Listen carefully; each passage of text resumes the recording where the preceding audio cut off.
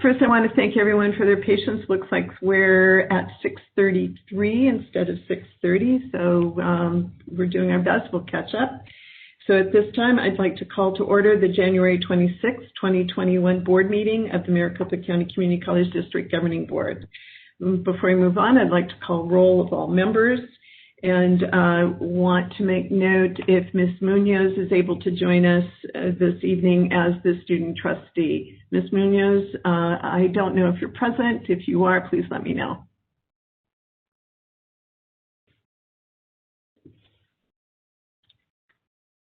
I'll move on. Ms. Bittersmith?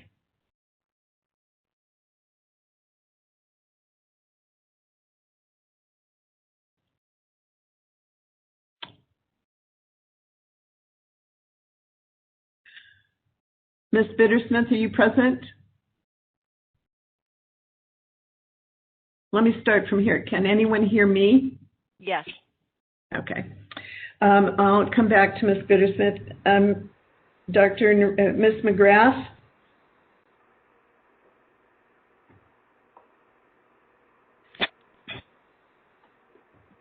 Ms. McGrath, are you present? Yes, I am. I said present. Okay, now I can hear you. Thank you. Ms. Bittersmith, I called earlier. Are you present? I'm on. Can you hear me?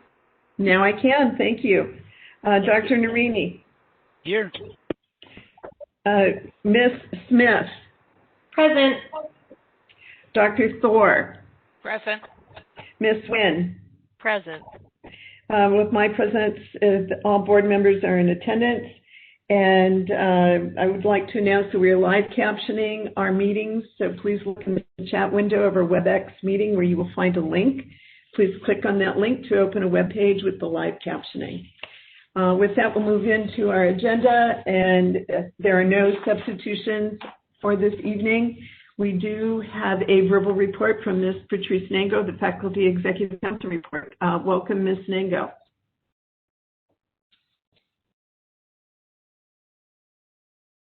Good evening. Sorry, looking for my button. Madam President, governing board members, Chancellor Gonzalez, CEC, colleagues, and guests. Good evening. I am Patrice Nango, philosophy faculty at MCC, and currently serving as Faculty Association President. Thank you for the opportunity to speak to you this evening. I'd like to welcome our new governing board members, Susan Bittersmith and Jacqueline Smith, and congratulate them on their successful election campaigns. In addition, congratulations and welcome back to Tom Narini and Linda Thor, who waged successful re-election campaigns to serve another term on the governing board. I would also like to extend congratulations to Marie Sullivan on her second year as board president, and Tom Narini, who will serve as board secretary. The faculty look forward to collaborating with all of you this next year on the essential work that is before us to make MCCCD the destination for student success, thriving employees, and strong community partnerships. Education can change lives, and Maricopa is a powerful engine in providing the means and the opportunities for people to successfully pursue their education. 2021, a new year begins. While 2020 was a year fraught with challenges and conflicts, it was also an opportunity to take a closer look at how we do things in Maricopa and what was working and what was not. At the speed of light, we had to transition to a virtual workplace and learning institution, and that speed, let's just say, was new to us. Faculty, staff, and administrators were challenged to not only embrace this unprecedented virtual reality, they had to do it quickly and successfully. Students' educational lives and progress were at stake, and most students were not prepared to or even interested in going 100% online. But transition quickly we did, and the 2020 academic year finally came to a reasonably successful end because everyone pulled together, collaborated, refused to let things slide, and kept students front of mind. As we begin 2021, there is still much work to be done. It is our fervent hope that faculty leadership and the governing board can work together on important issues of mutual interest, employing our complementary skill sets and knowledge to problem solve rather than simply defend our varying positions. We are committed to systemic institutional shared governance, which to us means commitment to collaboration and not to combat, to learning and growing together and not to dividing and demonizing, and to engaging in honest dialogue and not avoiding difficult conversations. Shared governance can seem messy and time-consuming because it requires that we listen to and build relationships with all stakeholders. But ultimately, it builds trust among participants because of the requirements to listen, openly discuss, identify shared interests, and work together to problem solve and build consensus. We don't agree with each other all the time, but we can learn to find acceptable solutions through the shared governance process. Faculty leadership is eager to participate in the building of relationships and trust through the implementation of shared governance in Maricopa. We offer our time, knowledge, experience, energy, and commitment to the systemic institutional implementation of shared governance because we know it will have a profound and positive impact on our students, employees, community, and the governing board. As was articulated by several board members at the conclusion of their recent onboarding session, we have a lot of work to do. Yes, we do. It's time for all of us, the people who comprise and represent Maricopa, to work together to make MCCCD the destination for student success, thriving employees, and strong community partnerships. A new year is before us. Shall we begin? Thank you.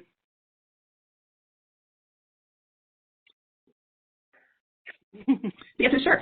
Thank you very much, Ms. Sango, for your report. You're welcome. Moving then to the Adjunct Faculty Association report, it noted that Dr. Teresa Train has submitted a written report and it was attached in our board book. She does not require any speaking time on tonight's agenda.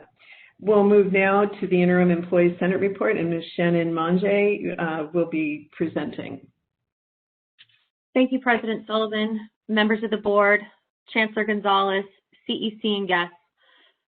My name is Shannon Mange, and I'm an administrative specialist for the Academic Affairs Division at PVCC. I am before you today as the co-chair of the Interim Employee Senate.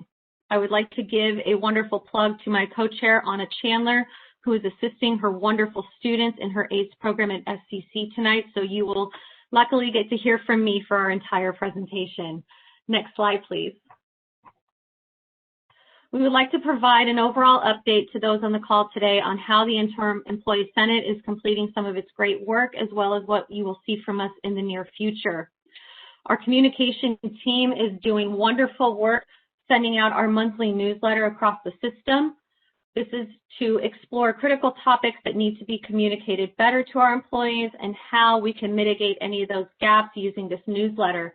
We have been reached out by some staff across the system to have their various announcements sent to the classified staff within our newsletter. It has been a pleasure working with them to modify our newsletter to meet the needs of our employees. Please know that anyone in the system can contact me and Anna with questions or suggestions about our newsletter. We look forward to the collaboration with those across the system, and great job to our communication team. Next slide, please. We have recently put together a continuity team.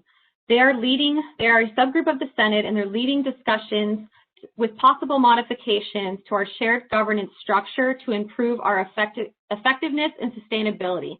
We have learned a lot in this first year, and we look forward to growth of the Interim Employee Senate. What they're currently focused on right now is employee representation elections for the 2021-2022 year, and we'll share more with that later in the presentation. Great job, continuity team. Next slide, please. We would like to give a shout out to our faculty and our HR across the system. We continue to work together with district HR, faculty, and HR at our campus levels as well to connect needs holistically for all employees.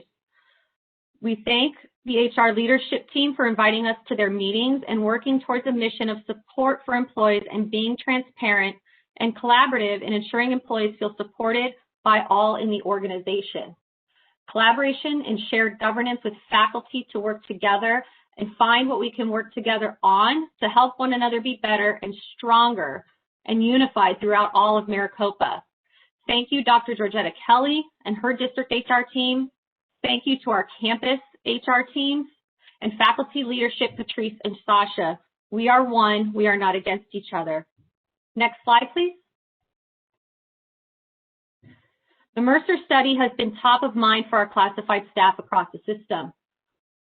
Working closely with the HR teams to help communication concerns and expectations from employees to the Maricopa system has been one of the top priorities of the Employee Senate.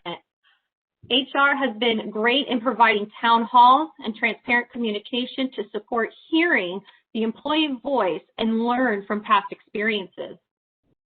Our employees hope that the Mercer Group will look at the employee pay equitable scale and acknowledge work families more appropriately within Maricopa.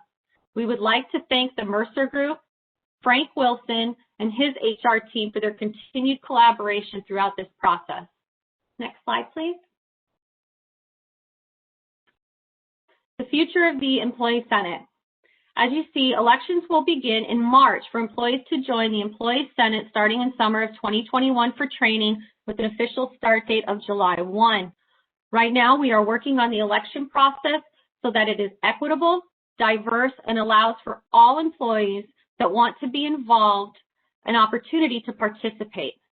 Anna and I will begin a roadshow in late January and early February to discuss the Senate bylaws with the college presidents, all leadership across the system, human resources, diversity and constituency groups, and other affected stakeholders. Please, please, please keep an eye for emails from the Interim Employee Senate. We will be sending out a lot of communication. Please reach out to your campus or district reps if you have any questions, and also check out our website for the most updated information.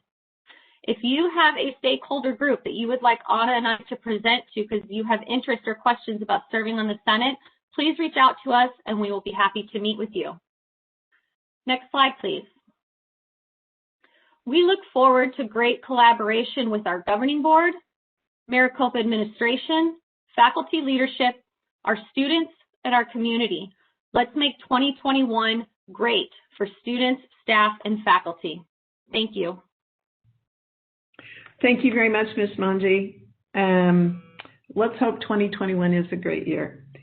Now we're going to move to student life reports, and I'd like to welcome Chandler Gilbert Community College Student Life and Leadership Representative, Ms. Amira Johnson, and Mr. Michael Green, Director. President Sullivan, members of the board, Dr. Gonzalez, members of CEC, and guests. Next slide, please. Good evening. My name is Amira Johnson, and I am a commissioner for Associated Students of Chandler Gilbert Community College. This is my first year at CGCC, and I've been attending classes full-time virtually. I am currently studying journalism. Due to the current circumstances, I still have not been physically on campus. I look forward to visiting soon, and I only know my experience, and so far I have been loving it. Here are a few examples of what we've been working on doing virtually. I first got involved with ASCGC through the virtual club fair back in August. I was browsing through the CGC website and found Coyote Connect, the student life engagement platform. I entered the club fair and was introduced to all of the different clubs and organizations our school has to offer. I was particularly interested in the Associated Students of Chandler Gilbert Community College student leadership and wanted more information. Since that moment, I have been involved and have helped plan several virtual activities. One way that we have been encouraging students to get involved or develop their leadership development is we encourage them to introduce virtual guest speakers or presenters. We did that through the 3-day leadership conference, programming in our co-curricular office with the Hopes and Fears series, the Bridging Culture series. Additionally, students also served virtual campus committees with our administration, such as the Governance Councils, PLC, President's Leadership Council, IDEA, Inclusion, Diversity, Equity, and Allyship Council, Student Learning Success Council, IT, Information Technology Advisory Council. Next slide, please. During this time of transition, our clubs and organizations have had a hard time adjusting to the new normal. But with club collaborations and existing programs, we found a solution. As an example, Black Student Union and the Help Club, Hands Enriching Lives program, were able to combine their yearly campus activity to make it work with our community produce distribution. National Kindness Day was on November 13th. Typically, BSU and Help would gather together and paint rocks with uplifting messages and would place the rocks all around campus. This year, they placed them in individual Ziploc bags with a flyer and the Kindness bingo card. The rocks were distributed at the produce distribution at both Pecos and Williams campus. Club members came and volunteered that day in the parking lot and handed them out to our community members along with the free food. The following month, we had several people come back and shared that they had placed the kindness rocks in their neighborhood. It's things like this that encourage students to do events on campus and in their community. Next slide, please. We also held our first virtual Spirit Week the week of Halloween. We kicked things off on Monday with a discussion on Discord about Halloween movies and favorite Halloween candy. Tuesday, we had a pumpkin carving and coloring contest. Wednesday was a costume contest, and lastly on Thursday, we had a pet costume contest. All costumes were creative and well put together. Next slide, please. In November, our Williams campus transitioned their annual Veterans Honor Run hosted in partnership between CGC and ASU and went virtual. Over 150 and more registered to participate in a 1-mile, 5K, or 10K option to walk or run whenever they were in honor of a fallen veteran. Collaborations were made with the organization 22 Too Many. In addition to the event hosted on November 4th, CGCC's Student Life and Veterans Affairs teamed up with Wellness to bring a 6-week training and accountability program to those interested. The entirety of the training program and event really promoted connection and pride for the community. Next slide, please. Personally, I took the lead with Stress Relief Week at the end of the semester. The purpose of Stress Relief Week was to help students manage and relieve stress during finals. I emailed and spoke with the wellness, tutoring, and the counseling departments and gathered tips and YouTube videos. That I put together a variety of information and submitted it to the newsletter and then had them sent out to the faculty to share with their students. I got back positive responses, which encouraged me as a first-time student getting involved. Next slide, please. Finally, I wanted to touch on the Student Life resources. They have been sending out a bi-weekly newsletter to all students, staff, and faculty highlighting important events and information. It has helped me keep updated on everything happening virtually. Also, the Coyote Cupboard has been open at the Pecos campus on Monday and Thursday from 9 to noon, with curbside service, and the Williams campus on Wednesday and Thursday from 9 to noon. In the past semester, we had 213 visits. Lastly, the drive-through produce distribution has been a huge success. It is on the first Tuesday of every month on the Williams campus, and the third Tuesday it is held on the Pecos campus. In the fall of 2020 semester, we served 663 households with a total of almost 2,500 individuals. Next slide, please. One thing I enjoyed this semester is listening to the students voice their concerns about how they are doing this semester during this transition of classes being held virtually. We listen and now have feedback on what we can do to help students and encourage them to be involved for future school activities. We are excited for the spring semester and what it will bring. Thank you for letting me share the highlights of CGCC students, and have a great evening. Thank you. Great report, and I hope you have a good new semester. And thank you again for your presentation. There are no Student Senate reports for this evening, and once again, I want to remind people that we don't have any emeritus awards or recognition for the evening, but as we do begin to establish a new normal process for our system, we will keep returning to those outstanding contributions of our faculty as they retire. And following each board meeting where we do have honorees, we will include an article recognizing the recipients in the Maricopa newsletter. And someday we look forward to meeting all of these fine folks in person and celebrating who they are and their experience in our district. With that, moving on to the Chancellor report, Dr. Gonzalez, your turn. Yes, thank you, President Sullivan, members of the board, CEC, and guests that are with us tonight. As you're all aware, the spring semester is underway with similarity to how we left off during the fall 2020 semester, where roughly 90% of our classes remain in a virtual, online, or a hybrid format of the two.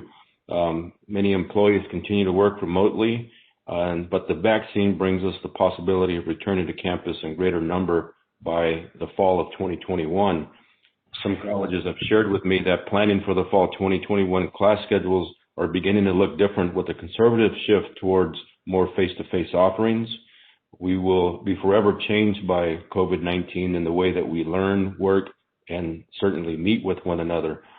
But we're going to continue to harness this opportunity through our transformation work and the vision that is unfolding for Maricopa 2.0. Both have in mind the question that if we were to reopen Maricopa today, how would we design it? This mindset requires that we let go of past practices and adopt new ways to conduct our business of teaching and learning. We speak of returning to normal, but as I contemplated, I'm not so sure that we ever will. Normal is what got us here. We will certainly be returning to something that is different. More importantly, it is our role and responsibility in the state of Arizona and in Maricopa County to be a part of a great effort that it's going to take to return this economy to what it might have been before COVID began. So with that introduction, I will move into an enrollment update. As we started in this first week, or after completing the first week of enrollment the first week of the spring semester, our spring head count was down 14%, and our FTSE was down 15%. And I believe you learned that today during the budget work session. I do want to highlight one college in particular through this that somehow managed to have some positive enrollment growth. Gateway experienced a 0.5% increase in headcount and a 5.7% increase in FTSE. I want to take time to congratulate the past efforts of Dr. Wise, who served as the interim president as the spring semester was approaching, and now Dr. Amy Diaz, who's serving as interim president, and to her administrative team, faculty, and staff, and their great effort to bring this enrollment to a positive amount. And this is not to say that any of the other colleges did not put their best foot forward, but this is a standout, and I want to say that all of our colleges, all of our faculty and staff, and those that are on the front lines of recruiting students did a tremendous job of getting us to where we are. I think it could have been much worse. There are other colleges that had experience in dire situations when it comes to enrollment. And so through a collaborative effort, I think that we did a decent job overall. As you know, we're in legislative session now, and I provide to you weekly updates of where we are in terms of our legislative approach. I'll give you a brief one that is, some things that have transpired since I've shared with you on Friday. The session did begin on January 11th. Governor Ducey released his executive budget on January 15th, which included a recommendation for $1.6 million for Maricopa STEM priorities. This was the same amount that was received in previous 2 years. Key legislative activity thus far includes the introduction of a baccalaureate degree authority for community colleges under Representative Becky Nutt for House Bill 2523. This bill was just dropped and still awaits committee assignment. In addition, the community college lease purchase bill has been moving steadily through the legislative process, and this bill modernizes the current statutory lease to purchase cap. SB 1012 and House Bill 2432 are mirrored bills in the House and Senate and are on the board's legislative agenda to be considered for adoption this evening. Lastly, adult education programs have been a topic of conversation again in this session. As you know, Maricopa serves GED students through a federal state match grant program, and there is interest to serve more students to address the 2,000 to 3,000 wait list that exists across our state for adult learners. I'll continue to keep you apprised of legislative activity, again, through the weekly snapshot, and that will also include a more comprehensive bill tracking sheet as a part of that attachment. And then anytime I get in front of you as part of my chancellor's report between now and the end of the legislative session, I will give you the most recent update that I have. Typically, we would have provided a monitoring report. We asked for permission to delay that so that it could include information from the fall semester. That, if it has not been shared with you already, it will be shared with you, but we look forward to providing you with the 2020 Governing Board Monitoring Report next Tuesday, February 2nd. This report has received an overhaul in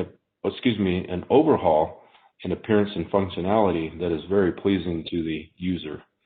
I want to thank the board for your continued leadership and guidance to have perhaps through one of the most difficult times in our organization's history.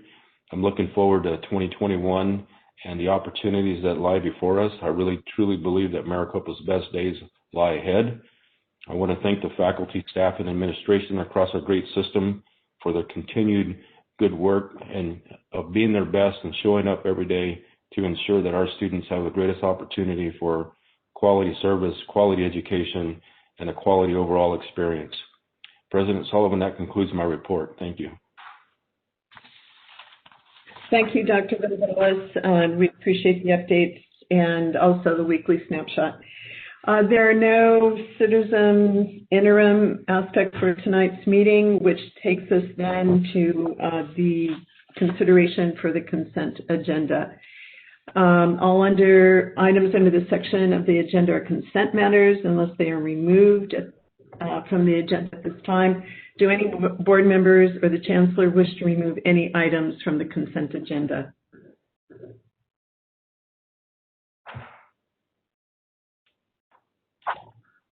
I'm going to take silence as golden in that regard and then ask, is there a motion to approve the consent agenda as presented? Mrs. Sullivan? Ms. Sullivan? Yes, let me go backwards. I would like to remove. Okay, Mrs. Go Nguyen. ahead, Mrs. McGrath.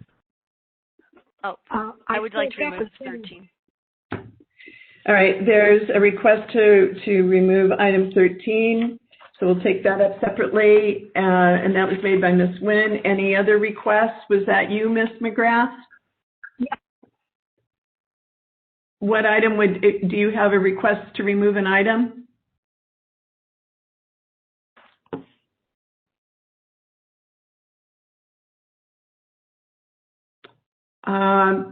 Mrs. McGrath, I kind of lost you.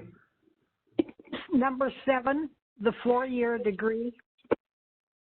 Okay, I think, are you referring to the legislative agenda under item 2? No, number 7 on the consent agenda, the 4-year degree. My agenda shows approval of the 3-year renewal of the Pixlet Productions as item number 7. Am I, so if you want to discuss the degree, that would come under item 2, approval of the legislative agenda. Yes, and on the legislative agenda, I want to remove number 7.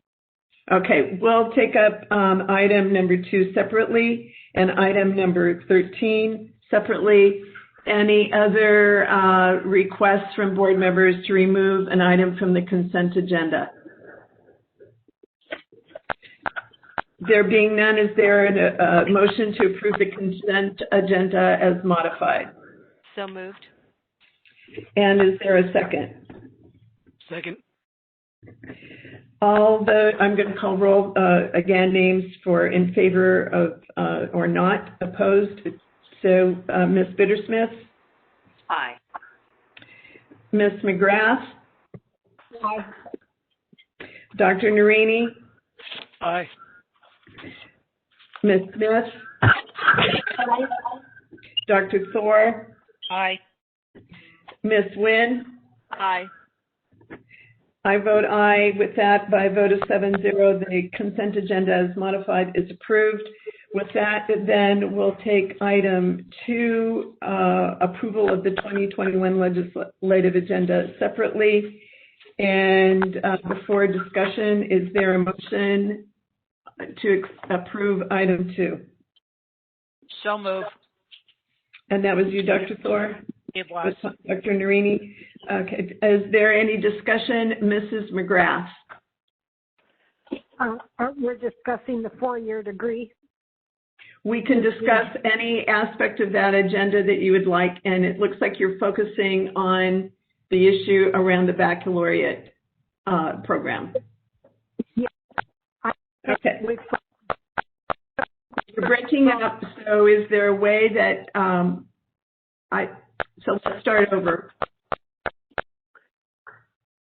I would like to have the bill changed to a study committee, because I don't think that it is fair to have the Maricopa County taxpayers pay for a program that is a wonderful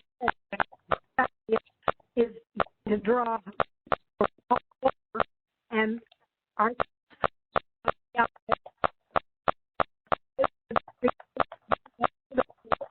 I can't hear anything she's saying. I know. Mrs. McGrath, I think there's a connection challenge.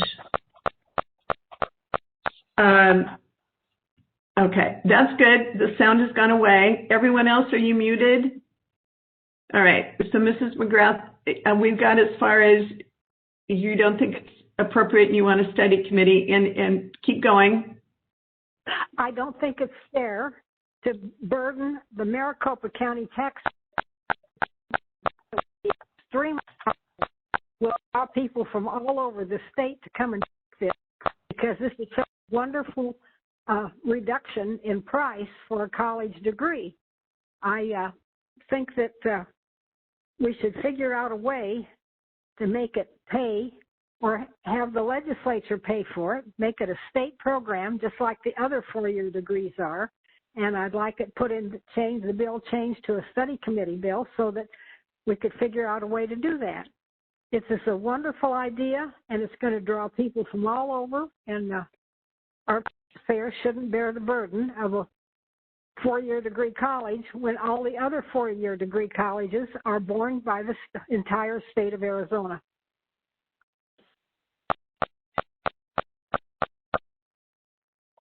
Thank you.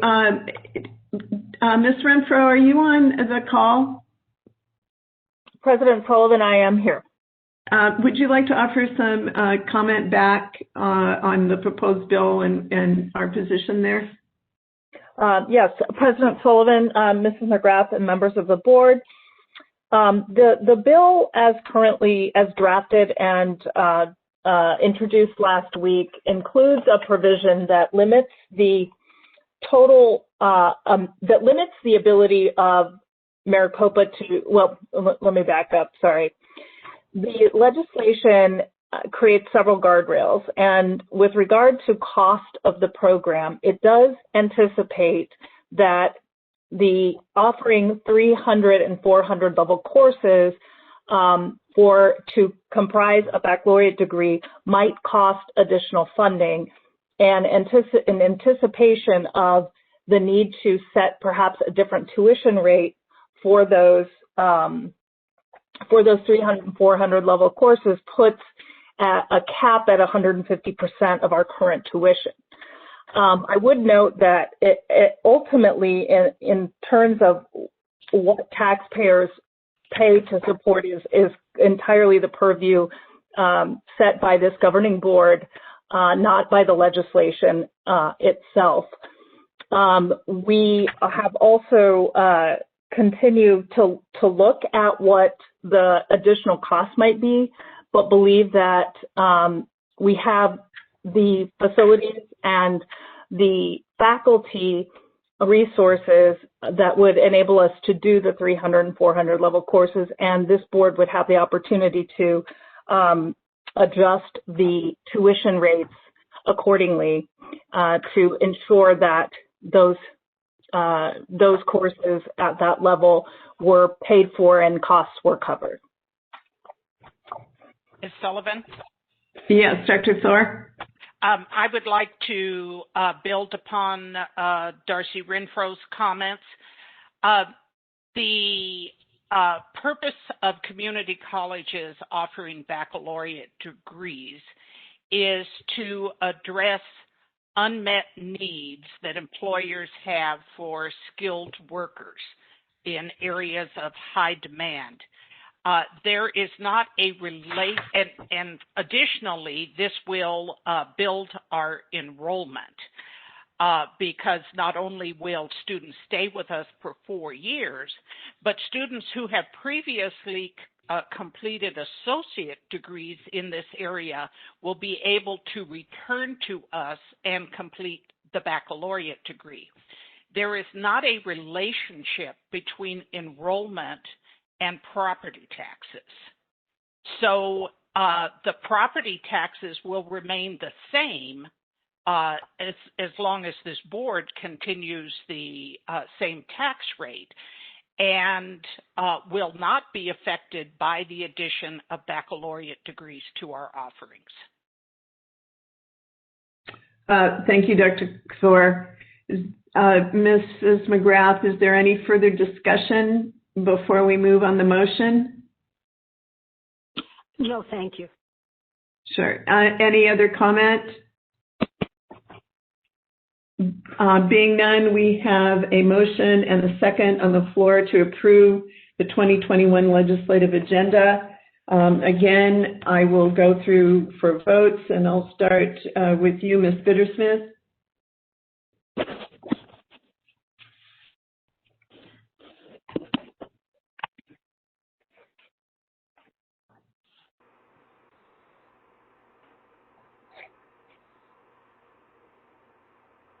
I think there was an I in there. Yes, there was an I, and I have a brief question subsequent to the vote. Okay. Would you like to ask your question now before I continue with the vote? If it's appropriate, Mrs. Sullivan. I simply wanted to know, as these bills move forward, given the fact that the board has voted potentially, I think, in support of this agenda, how that would be communicated to legislators. I presume Ms. Renfro will be making those communications at the appropriate time. Yes, I believe that is her intention, and certainly we can receive clarification on that. With that, I'm going to you're welcome. I'm going to start the vote again with the motion and the second that's on the table to approve the legislative agenda as presented, and after discussion. Ms. Bittersmith, you voted? Aye. Thank you. Ms. McGrath? I vote nay. Dr. Narini? Aye. Ms. Smith? Aye. Dr. Thor? Aye. Ms. Nguyen? Aye. I vote aye. The motion carries 6-1. Thank you. Moving on to the item 13, which was removed from the consent agenda. Is there a motion and a second to approve the purchase order and contract to MasterCore Commercial Services for outsourced custodial services at Scottsdale Community College? Is there a motion and a second? I make a motion that we accept the purchase order and contract for MasterCore Commercial Services and outsourced custodial services at Scottsdale Community College. Thank you. Is there a second? Second? That was you, Jacqueline? Yes. Thank you. There's been a motion and a second to move this purchase order and contract forward. Mrs. Nguyen, you were at discussion. You have a comment. Yes. So I wanted to thank President Chris Haynes for her explanation. I think when we're in budgetary discussions and we're cutting 3%, and yet we're going out 5 years with janitorial services at the cost of $5 million. And it seems, and the contract has the ability to be renewed each year. So I don't understand why we don't accept the contract for 1 year, and with a 1 year renewable, as opposed to why we're committing for 5 years into the future. I don't know why we have to do it that way, and I don't understand why locking in janitorial services at this time is so critically important. I also, the difference between hiring an outside service and actually having people that we had as employees of our own company, our own district, was negligible. So I didn't see the great advantage as to why we went to an outside company where I think people that worked for us would have a greater pride of ownership because they worked for the district. Those are my concerns about this contract. I think we don't need to do a 5-year commitment. I think at this point, a 1 year commitment. And I just don't understand, because we don't have people on campus, why there wouldn't even be a reduction in cost right now, as opposed to, I don't understand why it's so critically important to do 5 years.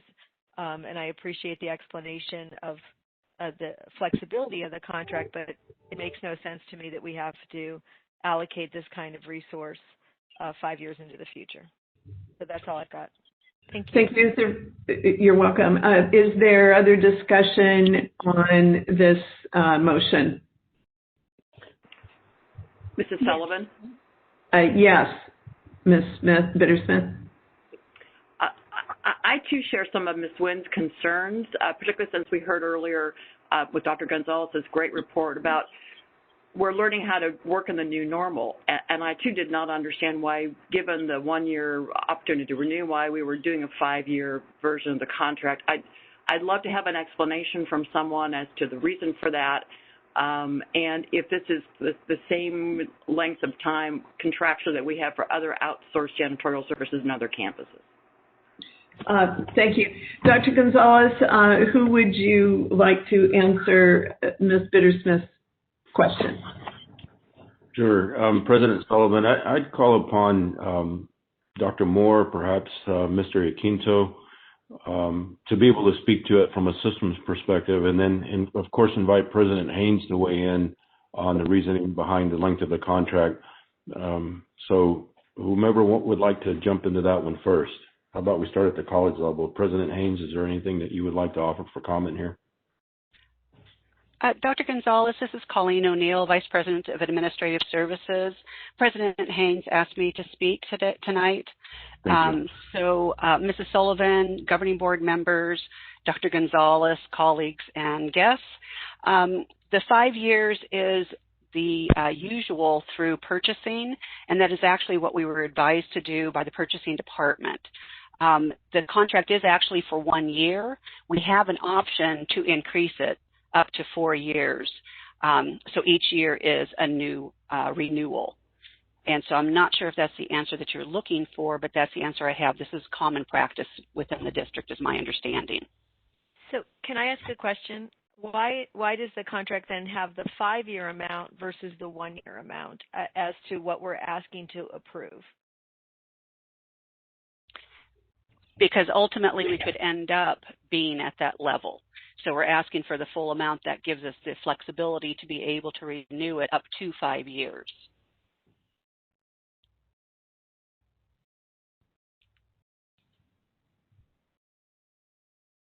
Any other comment, Dr. Moore, Mr. Iaquinto, to build on this?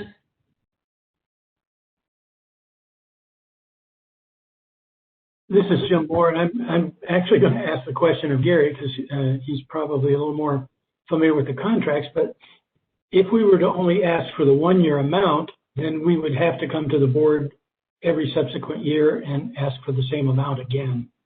So it comes to the same place, and it's probably a situation where that decision can be made at the college level if the performance of the vendor isn't to their satisfaction, or they feel that it's better to re-employ permanent staff to do this work, or no longer are satisfied with the vendor for any reason. But I think asking for the 5 years is just with a renewal every year is a mechanism to just have it in place and have it approved.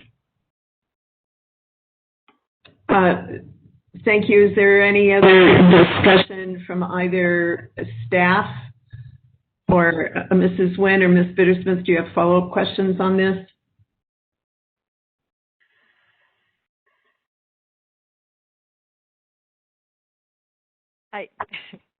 I don't. I just don't for me, the concern is it's 5 years into the future, so they don't have to come back to us for 5 years. It's one of those items, you're spending $1 million a year on something, and it'll go off the radar. And so as we're looking at budget items and things like that, then this will disappear, and we're committing to a $5 million expenditure on something that they're going to renew every year. And I would prefer to see it every year, or at least every other year, every 2 years. But I think any time that you take an expense and it's projected 5 years into the future, I'm now handing off something to somebody.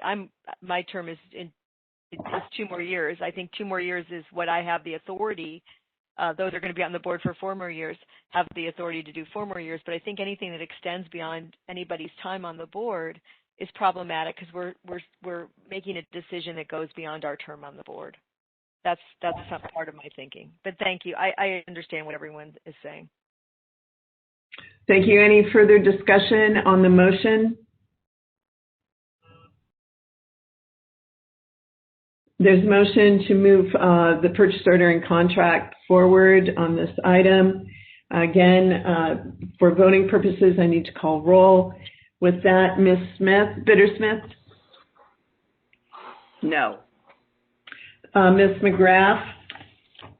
Thank you. I've tried to intervene to make a comment, and apparently I was not unmuted. I vote yes. The main reason I vote yes is it is costs much less to do outsourcing with all our contracts, especially when it comes to janitorial services. Janitors have a very high payment rate for workman's compensation. It's considered a dangerous job, and the charges are very, very high. Also, when we have an outside contractor take over the entire job, we do not have to be responsible for any of the payroll expenses. And the biggest payroll expense we have that we get rid of with this is pension. And this is a wonderful deal, and that we have gotten rid of all these extra expenses, and I gladly vote aye in favor of this contract. Thank you, Mrs. McGrath. Dr. Narini? Aye. Ms. Smith? Aye. Dr. Thor? Aye. Ms. Nguyen? Nay. I vote aye, and so with that, the motion carries 5-2. So that concludes our action items for the evening, and we'll move forward. We have first reading information on the 2021 board calendar. I know Mrs. McGrath raised the question in agenda review about moving us to an interval of 2 weeks instead of 1 week between the agenda review and the board meeting. I let the calendar stand as it is. Is there further because I believe that the staff needs that time for preparation so that we can move in a timely manner from agenda review into board decision making. So that's not on for action, it was just for information. Is there any other comment on that? Yes, I'd like to make a comment on that. Please.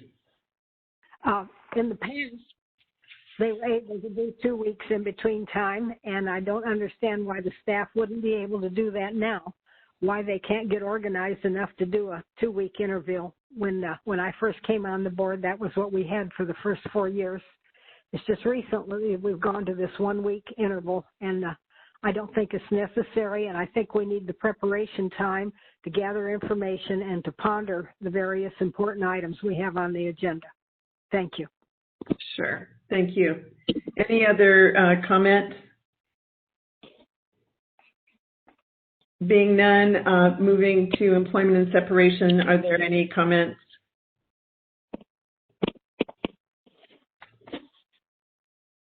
Moving to the monitoring reports, item both 1 and 2, the budget analysis report funds. Any comments or questions?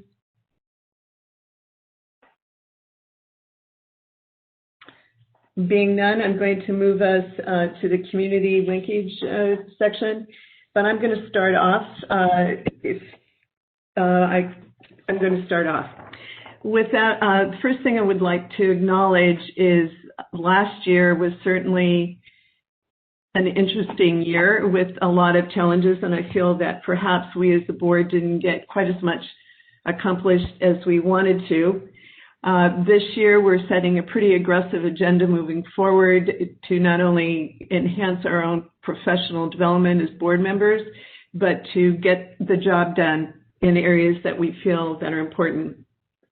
Last week, when was that? Last week, we had a presentation on policy governance, and we were reminded that there are 3 primary committees that our policies dictate.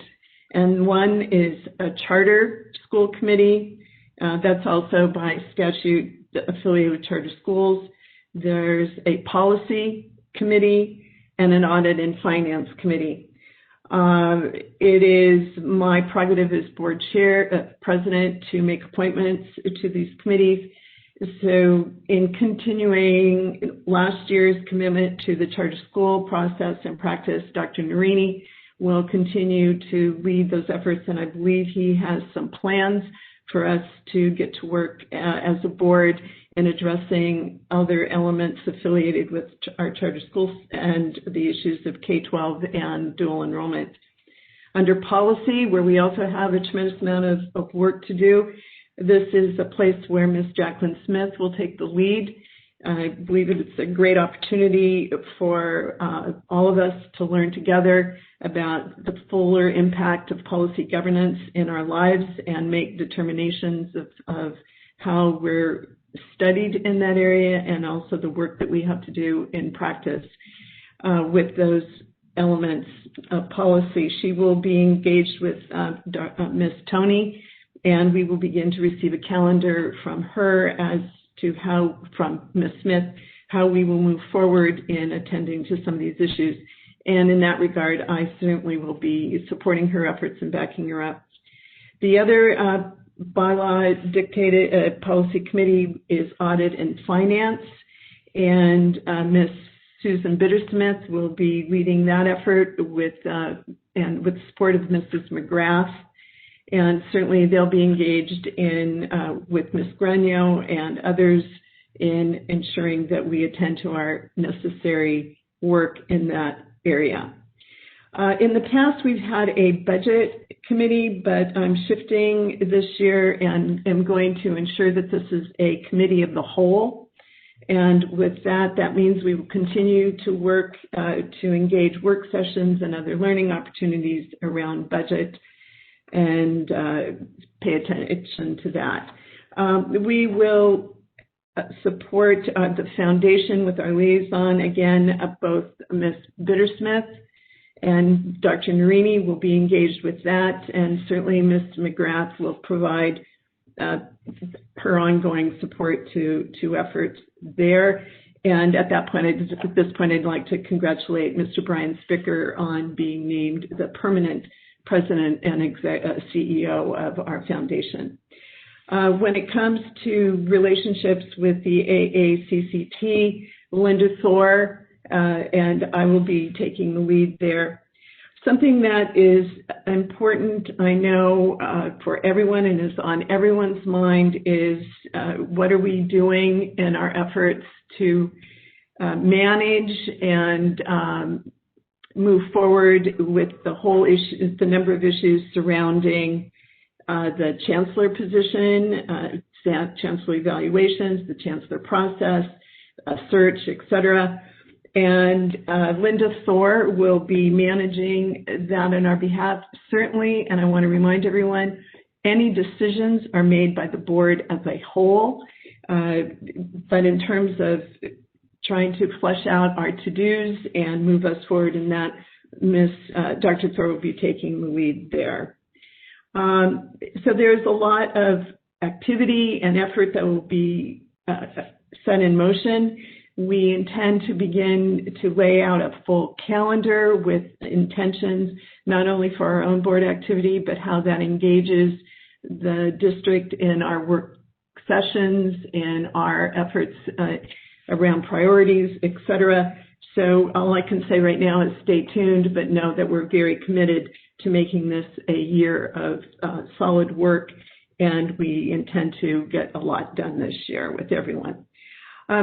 Board members, I want to also remind us that we have obligations to keep confidences, to speak as one voice, to set our priorities collectively, and I am glad to know that we all honor those commitments as we move forward.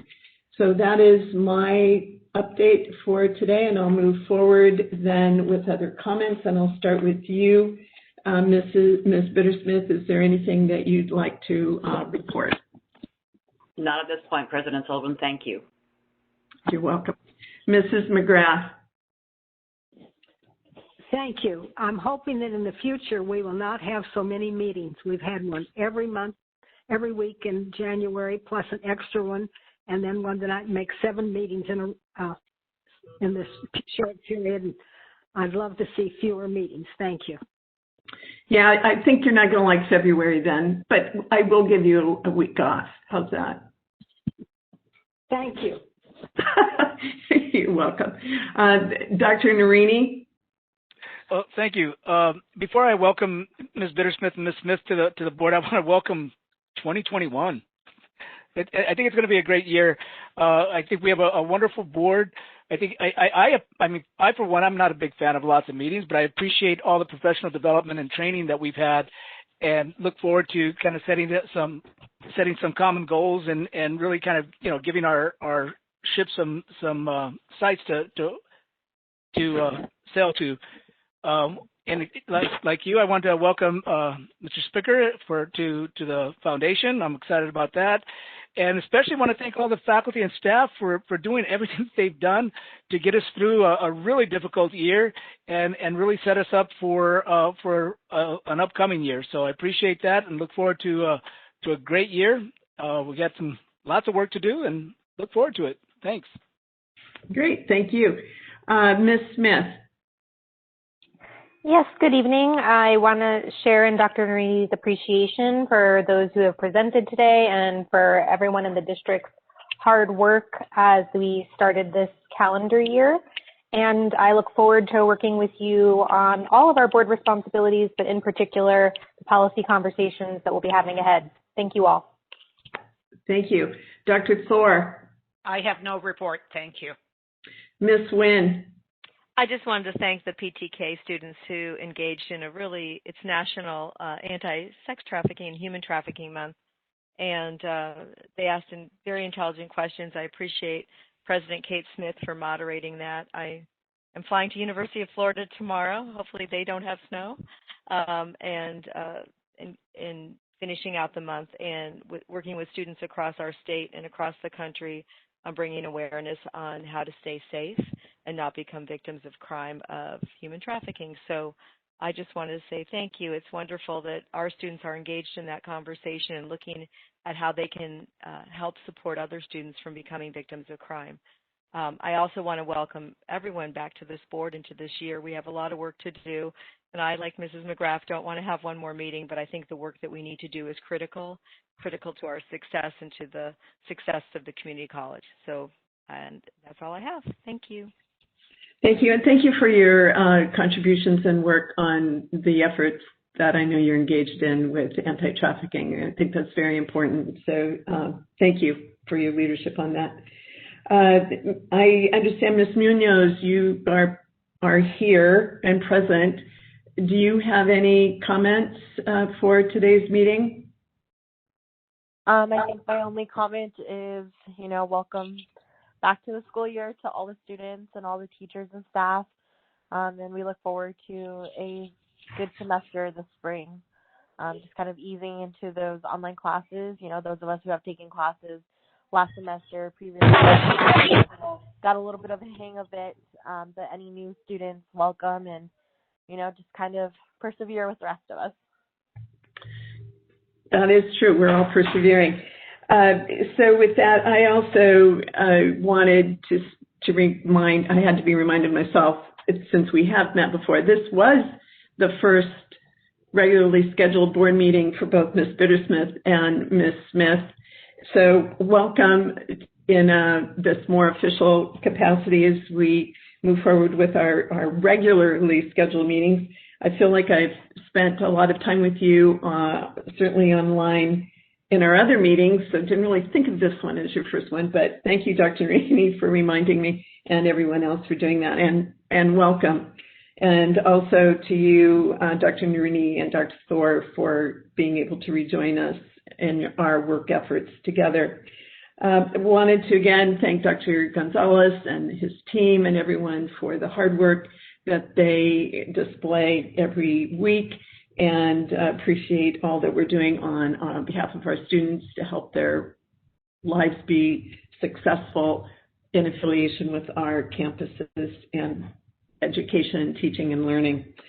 So moving forward into what is happening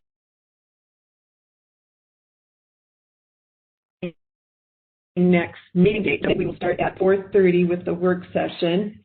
We are going to, and then we will in fact have a special meeting, but the work session will concentrate around the monitoring. That's the first work session. Monitoring report. So we'll to read it and a stream presentation so we can concentrate on questions and topics of interest that occur to you as a result of the review of the monitoring report to move us forward. Then we agreed as a result of today's conversation around the work session with the budget to bring our questions, if we can, ahead of time to Mr. Iaquinto and Dr. Moore. And then we will have a more robust discussion on the budget presentation that was today. And third, then we will move into a special meeting. In that meeting, we will have the first reading of the FACT report agreement. So that's what's on the agenda for February 2nd. Then we skip a week. We have nothing that I know of scheduled, and maybe it's almost 2 weeks. And then we will re-meet on February 16th for agenda review, and our regularly scheduled board meeting is February 23. In the meantime, there may be other things sprinkled around those dates, but that's what I know today. So thank you very much for your time. Appreciate it, everyone. Great work, as always. And with that, I will say good night.